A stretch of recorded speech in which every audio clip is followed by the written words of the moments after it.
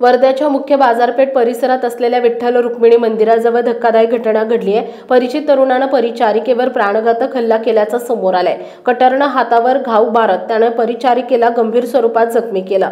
आरोपी तरुणानं घटनास्थळावरून पळ काढला होता, मात्र जमाव पाठीमागे लागल्यानं अखेर तरुणानं रस्त्यावरच असलेल्या रामनगर पोलीस ठाण्यात प्रवेश घेत शरणागती पत्करली आहे। मोठ्या जमावानं पाठलाग सुरू केला आणि त्यातून सुटका होणार नाही या धारणेतून त्यानं थेट रामनगर पोलीस ठाण्यात शरण घेतलं। यामुळे आरोपी संतप्त जमावाच्या तावडीतून बचावला। पुढे आलेल्या माहितीनुसार एका खासगी रुग्णालयात 24 वर्षीय तरुणी परिचारिका म्हणून काम करत होती। रुग्णालयाजवळ असलेल्या रस्त्यावर तिला सौरभ क्षीरसागर हा तरुण भेटला।